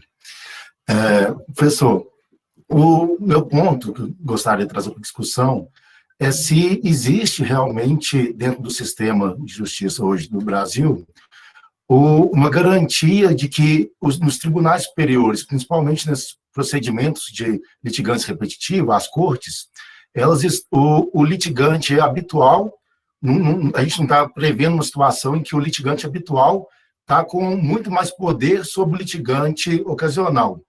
Porque esse litigante ocasional, a pergunta seria, a representatividade do litigante ocasional, que esse litigante individual, às vezes um ausente ou um sujeito oculto que está com seu processo sobrestado, suspenso, se a participação e a representatividade adequada dele dentro desses procedimentos de litigância repetitiva está assegurados dentro dos instrumentos que o Código prevê, de audiência pública ou uma participação via os amicicures e tudo mais. Porque o que me parece é que talvez esses procedimentos estejam muito mais tutelando que o litigante habitual tenha mais poder de paridade de arma do que os litigantes ocasionais, diante da fragilidade que esse litigante ocasional tem dentro desses limites, dos limites desses litígios. Então, era questionar se a gente realmente não está traçando um procedimento em que a fundamentação da corte vai observar essas fragilidades entre os litigantes. Obrigado, Délio. Prazer também te encontrar aqui. É uma alegria falar contigo. Bom, vamos voltar para um problema estrutural aqui, mas também funcional. Tá? Eu estou absolutamente convicto de que o desenho pelo qual o Código de 2015, com as melhores das intenções, vejam, não é uma crítica destrutiva, que é uma crítica construtiva. Nesse particular acabou atrapalhando um pouco, tá? Por quê? Porque pressupôs que precedente é algo ligado à gestão de conflito de massas. E precedente não tem absolutamente nada a ver com gestão de conflito de massas. Né? Absolutamente nada a ver. Eu procuro deixar claro isso no meu livro de Corte Suprema, depois do meu livro de precedentes. O problema do precedente é um problema de vinculação ao direito. É um problema de concretização dos princípios da segurança jurídica, da liberdade e da igualdade. Esse é o problema do precedente. Por que eu estou falando do precedente da Corte Suprema? Porque se imaginou que os recursos repetitivos seria, por assim dizer, a estrutura apropriada para que eu tenha a formação do precedente. Na verdade, os recursos repetitivos, eles exercem uma função mais indicativa. Dizer, olha, litigantes, tenham atenção para esse tema, porque esse tema aqui será enfrentado. E não por acaso o Supremo usa inclusive o termo temas, né? É o tema 1011, é o tema XYZ, para sinalizar isso. O problema da disparidade de armas é um problema da vida real, né? Sempre quem tem mais condições econômicas vai ter condições de envedar melhores esforços. O que acontece hoje nas Cortes Supremas, eu posso dizer isso porque eu venho, por assim dizer, trabalhando de algum modo nisso, é que a atuação nas Cortes Supremas acabou sendo alterada em função desses mecanismos de concentração. Tá? Vou dar 2 exemplos. Tá? Eu hoje advogo, vejam como são as coisas engraçadas, né? Eu hoje advogo num conflito bastante significativo no Supremo Tribunal Federal, envolvendo fixação de competência para exame de ações envolvendo Minha Casa e Minha Vida, Caixa Econômica Federal, pessoas de baixa renda, contra seguradoras. Tá? E a discussão é saber se esses casos devem ficar na justiça estadual, como ficaram desde sempre, ou se devem migrar para o justiça federal. Veja, os representados do Minha Casa Minha Vida no Supremo Tribunal Federal, se fosse levar em consideração o caso que foi pensado lá contra as seguradoras do nosso país, seria uma briga de Davi e Golias, né? Então, qual é a dinâmica que acaba acontecendo? Todos os advogados que têm casos semelhantes de SFH acabam se fazendo um pool e escolhendo, olha, vamos reforçar o time aqui, assim como eles vão reforçar. Isso faz com que o time fique reforçado em paridade de armas? Não, mas isso atenua muito a desigualdade. O curioso é que eu advogo para o pessoal do SFH, tá? Eu advogo da SFH. E o pessoal da seguradora, quem advoga, é um ex-ministro da Justiça do Partido dos Trabalhadores. Não, tá tudo certo. E olha, não vai nenhuma crítica aqui, tá tudo certo. Eu poderia muito bem advogar para seguradoras e ele para o SFH, tá tudo bem. Vê bem, não é nenhuma crítica mesmo. Eu tenho em altíssima conta. É curioso porque a vida é assim, entendeu? Então eu acho, no fim da história, Adélio, é que, embora, de certo modo, isso sinalize para o litigante habitual de que ali ele deve focar seus esforços, isso também passa uma sinalização para os litigantes não habituais para que eles se organizem. Eu tenho um outro caso, fora esse SFH, em que eu também faço exatamente a mesma coisa. E entre aspas, para a parte também mais fraca, por assim dizer. Então, é uma coisa da vida, da estruturação dos litígios. Então, não tem como corrigir essa desigualdade? Não tem. O sistema, por assim dizer, fomenta de algum modo uma estrutura que permita reconhecimento imediato? Permite. Mas, ao mesmo tempo, ao fazer isso, a princípio, né, para acabar beneficiando o litigante habitual, acaba também fazendo com que os litigantes não habituais tenham condições de, em algum modo, se cotizar e tentar, de algum modo, ingressar no ringue com alguma chance de ganhar também. Agora, eu tô falando da vida real também, né? Assim, do dia a dia do foro, que está acontecendo essa semana no Supremo, porque eu acho que a gente também tem que trabalhar com isso, né, pessoal? As estruturas de processo, o Flávio disse no início, elas servem para modificação da realidade. E eu acho que quando a gente percebe quanto esses procedimentos possibilitam isso, fica bom de perceber que, enfim, sempre prós e contras. Perfeito. Obrigado. Excelente, Délio. Muito, muito obrigado pela participação. Antônio? Mais uma vez, obrigado por poder participar. Eu queria fazer um pouquinho do encontro aí, das falas do Sandro e do Délio, e trazer uma perspectiva do que eu acho que pelo menos eu estou conseguindo entender do Daniel. Com certeza, direito à interpretação. Efetivamente, eu tenho um referencial positivista, mas não consigo não pensar que a gente precisa interpretar o do direito para trazer a norma efetiva a ser aplicada no caso. E trazendo a indagação de Sandro e a preocupação dele, no sentido de que se o direito de certa forma, digamos assim, na perspectiva ontológica, não seria aquilo que o STF diz, mas no sentido de aplicação, a gente não pode ignorar a posição do STF para a aplicação do direito e como a gente vai se comportar, a gente, digo, cidadão comum, se não conhecedor técnico, seja da própria decisão ou de como interpretar aquela decisão, porque a decisão é fruto de interpretação, mas ela também é objeto de interpretação. Isso, para mim, a solução, digamos assim, seria um passo à solução, seria, primeiro, o respeito aos precedentes, pelas próprias cortes superiores. Segundo, uma sinalização, e são tudo dentro de técnica, a gente está resolvendo dentro do direito. Modificações de precedente com sinalizações anteriores. Olha, o precedente é esse, a gente está percebendo que o mundo evoluiu, então vamos avisar a sociedade por meio de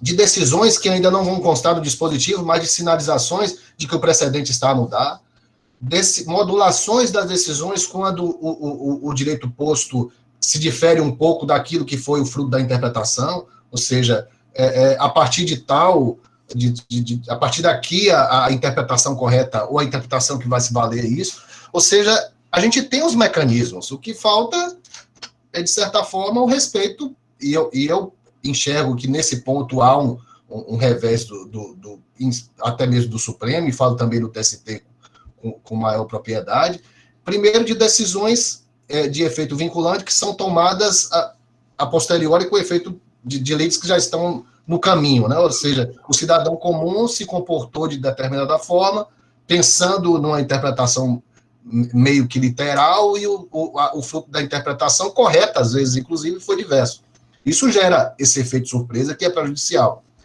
E trazendo só um ponto, aí tocando na palavra do Délio, só queria chamar, porque também um livro que me foi caro do mestrado, indicação também do grupo de estudos aí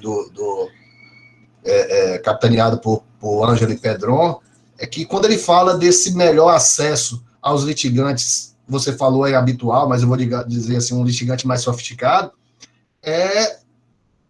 a necessidade de se demonstrar esse direito. E eu acho que a gente está, de certa forma, caminhando, na internet nos permite isso, as sessões televisionadas nos permite isso, trazer também para os litigantes não menos sofisticados ou menos habituais, o conhecimento real do que as cortes superiores estão decidindo. Porque se assim assim eu digo, o judiciário não agir, a gente está efetivamente privilegiando os litigantes mais sofisticados em detrimento daqueles que são menos habituais ou menos sofisticados. Era só uma parte mesmo, obrigado aí pela... Obrigado, Antônio. Mas deixa eu aproveitar aqui, Flávio, não sei se eu posso fazer um comentário rápido. Olha, eu escrevi 2 livrinhos aí sobre as tuas preocupações, Antônio. Nós estamos juntos também. O que eu procurei demonstrar no Corte Supremas em 2013 e no precedente de 2016 foi exatamente isso. A gente precisa atualizar o discurso, né? E assim, vamos lá, né? Eu senti que tu ficou meio constrangido de dizer assim que positivismo e tal. Cara, assim, a teoria que hoje é dominante no mundo é uma teoria positivista, exclusivista ou inclusivista, mas enfim, grande parte dos debates do mundo estão hoje assim. Claro que existem imensos setores antipositivistas e com grandes méritos, principalmente para chamar a atenção do problema da necessidade de fundação moral do direito, mas eu estou contigo também. E acho que o problema do positivismo é um problema, e eu estou procurando fazer isso para não cair nessas armadilhas linguísticas, né? Quando eu falo em positivismo, ou inclusivista, exclusivista, antipositivista, eu quero me referir a um problema ontológico. Eu quero discutir direito, moral, justiça, que são coisas que eu hoje, particularmente, até não discuto, porque é uma preocupação para o futuro, né? E aí, quando quero me referir à metodologia, aí fala em ceticismo, cognitivismo e por aí afora. Porque aí nós nos aproximamos, né? Esses dias eu discutia com o Zanetti gosta de usar a expressão cognitivista moderado, que é uma expressão do Ferraioli, né? Eu gosto de usar o ceticismo moderado, que é uma expressão do Guastini, do Chiassoni. No fundo, as duas expressões querem dizer a mesma coisa, porque o que importa é o moderado, né? Que é isso que é o mais importa aqui. Então, eu estou de pleno acordo. E mais uma vez, né, conectando o que tu disseste com o que a Ângela disse antes, a gente vai ter que aprender a trabalhar com essas coisas. As cortes vão aprender que tem que sinalizar em opter dictum, que às vezes é preciso superar para frente, que é preciso modular, que o precedente, sendo texto, é passível de interpretação, e por isso, obviamente, o precedente não transforma o juiz num boca do precedente, porque, afinal de contas, é absurdo não interpretar fatos, não interpretar o direito posto na decisão. Só que isso leva tempo, né? Todos nós temos que nos acostumar com isso.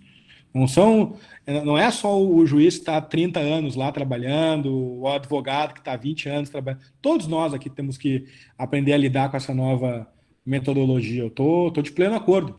Estamos na mesma página.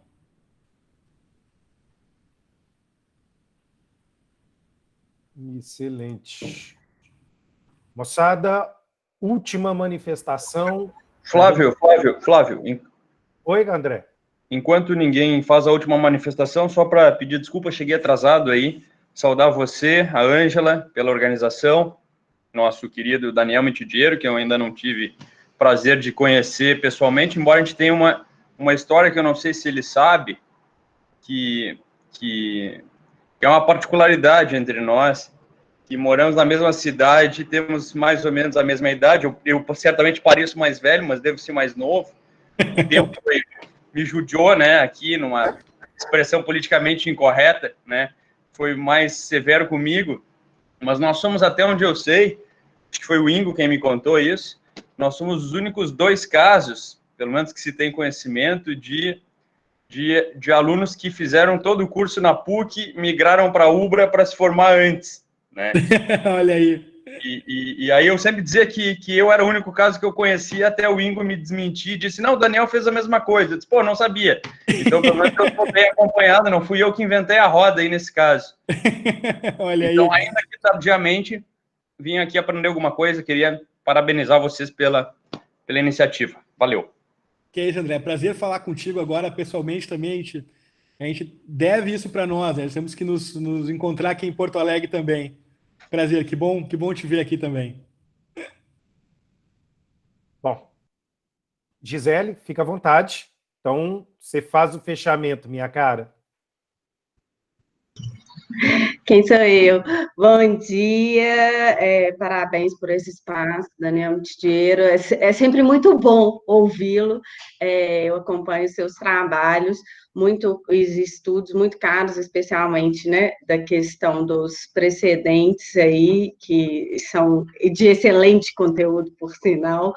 E aí, eu acho que temos no CPC alguns problemas de 2015, né? Mas tem uma questão que nos incomoda, eu imagino que não seja só a mim, mas aí há uma quantidade razoável de estudiosos, a questão do problema da superação do precedente no CPC de 2015, especialmente em relação, aí eu gostaria de saber o que você pensa e acalmar um pouco as nossas angústias ou piorá-las, né?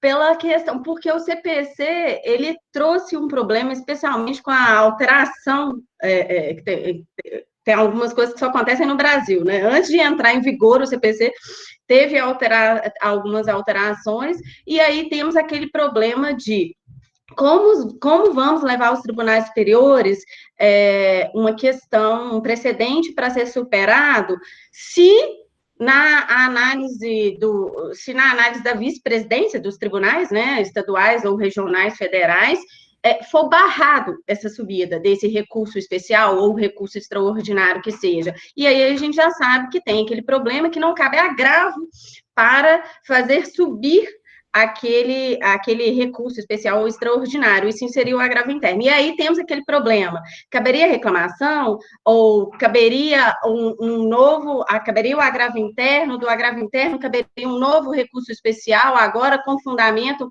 na ofensa, né, a garantia e previsão de possibilidade de superação desse precedente. Então, existem aí umas 3 correntes a respeito deste problema identificado, e eu queria saber o que o professor acha, porque, especialmente como o professor domina o tema, seu entendimento sobre esse assunto é muito caro para nós. Obrigado, Gisele. Bondade tua, fico feliz da gente interagir aqui também. Assim, eu acho que esse momento o CPC na parte recursal, na parte dos precedentes, ele é realmente um pouquinho complicado, né? A gente fica um pouco tendo que fazer alguns malabarismos assim interpretativos, né?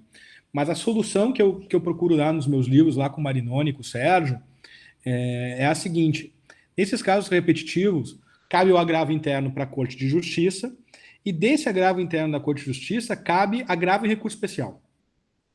Ponto. Né? Porque simplesmente digo, olha, como eu não posso imaginar que a última palavra vá ser dada sobre a interpretação, sobre a distinção, seja da Corte de Justiça, caberá aí o agravo em recurso especial para levar a questão ao Supremo STJ. Eu sei que essa interpretação não colou por enquanto, é uma interpretação que foi rechaçada pelas Cortes Supremas, mas eu acho importante afirmá-la. Acho ruim, tá, abrir a porta da reclamação para isso. O Gilmar... Porque essa alteração no código aconteceu com a participação do Gilmar, tá? Quando estava na vacatio legis. E o Gilmar disse assim, não, na verdade, para alterar o precedente, a gente tem a reclamação. Então não precisa ter esse agravo em recurso especial para fazer subir o agravo em recurso ordinário.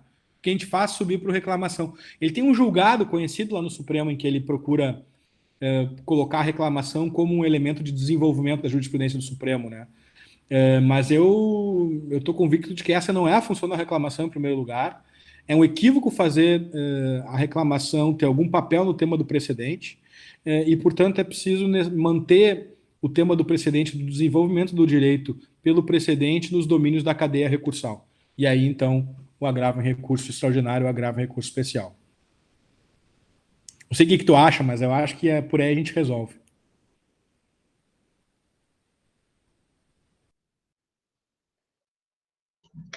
Na verdade, eu estou em pleno de acordo, 100% de acordo, isso me conforta um pouco, porque eu também penso que essa seria a interpretação mais razoável, apesar de que o que me aflige muito é porque isso não tem sido adotado e não tem sido acolhido, né? E aí continuamos com um problema atual, né? Pode ser que daqui a um tempo mude, mas continuamos com esse problema atual de fazer a questão de superação do precedente, porque eu imagino que agora não estamos, e talvez isso não tenha causado causa um certo transtorno, mas não na perspectiva e do tamanho que a gente espera para daqui a alguns anos, porque como está muito em destaque a questão do precedente, de se preocupando em se criar precedentes e se aplicar precedentes no nosso sistema aqui brasileiro, talvez daqui a alguns anos a nossa preocupação seja muito mais em superar esses precedentes.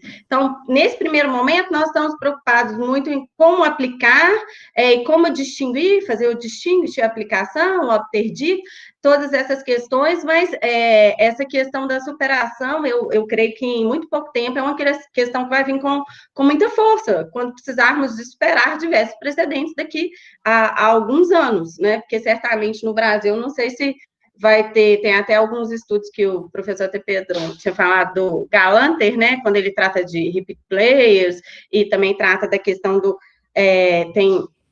tem alguma passagem que ele trata do tempo de duração do precedente, né, fora do Brasil, no direito estrangeiro, e aí vamos chegar nessa hora que teremos que ter um recurso, um mecanismo processual para isso. Mas já me conforta isso, o entendimento do professor. Mas, Gisele, deixa eu só complementar a minha resposta, porque, enfim, a gente está vivendo um momento de pandemia, tá? E esse momento é um momento delicado, mas existe, tá? Algo que talvez, sim, vê bem, na minha avaliação vai resolver muita coisa, tá? E acho que vai resolver esse problema também.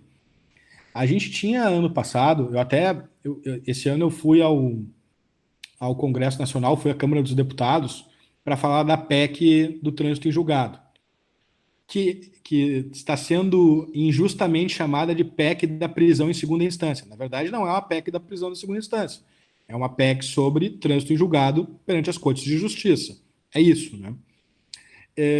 E uma das soluções que vem sendo aventadas é que o recurso especial e o recurso ordinário sejam transformados em ações impugnativas, né? E como ações impugnativas, esse problema termina. Por que termina? Porque vai terminar, as cortes de justiça se pronunciam sobre o cabimento ou não do precedente, né? E o que eu vou fazer é que eu vou propor a ação perante o Supremo e o STJ, provavelmente perante as presidências, que vão ter alargado a competência e vão ter muitos juízes convocados para fazer essa admissibilidade. Então eu vou conseguir provocar, desde as cortes supremas, uma tentativa de superação do precedente. Então, o instrumento não vai ser nem o agravo e recurso especial, nem o recurso especial. Vai ser uma ação rescisória com função de formação de precedente ou de distinção. O deputado Fábio Tradi apresentou uma proposta com base... O antagonista noticiou isso esses dias, tá? Noticiou uma proposta mais ou menos nessa linha. Até fui eu que propus, na verdade, na audiência pública, conversando com ele, e ele fez alguns ajustes importantes. Eu acho que talvez possa resolver a parte da técnica processual aqui, né? O importante é que não vai ser só trânsito julgado penal, né? Trânsito julgado civil, administrativo, então expedição de precatórios e por aí afora. Eu acho que vai dar se a gente conseguir fazer com que a cultura brasileira mude e os precedentes sejam observados, enfim, eu acho que vai dar uma boa transformada na justiça. E um ponto de preocupação, um ponto de tensão, que é esse que tu levanta, vai ser contemplado indiretamente. Eu sei que eu levantei um assunto agora que dava espaço para mais um debate, né? Mas enfim, porque eu não pude deixar de falar. Excelente, Daniel. Daniel, mais uma vez, muito obrigado por ceder o seu tempo para vir conversar conosco e permitir uma reflexão com grande nível e grande qualidade, que de certa forma, é uma das suas grandes marcas, né? Você é um grande pesquisador, um grande produtor de conhecimento jurídico e um grande provocador de reflexões. Então, você pode ter certeza que suas reflexões vão ter ressonância ao longo das discussões dentro do nosso PPGD e para cada um dos convidados que vieram a participar conosco. Em nome, né, do PPGD da UniFG, apesar do nosso coordenador estar aqui, né, mas falando por ele, né, Caram, eu agradeço a gentileza de dispor do seu tempo para a gente estabelecer esse diálogo, agradecer a cada um que também se conectou para que a gente conectasse as nossas ideias e tivesse esse momento de reflexão tão importante, né? Então, Daniel, muito obrigado por essa gentileza, muito obrigado pela sua amizade, meu caro.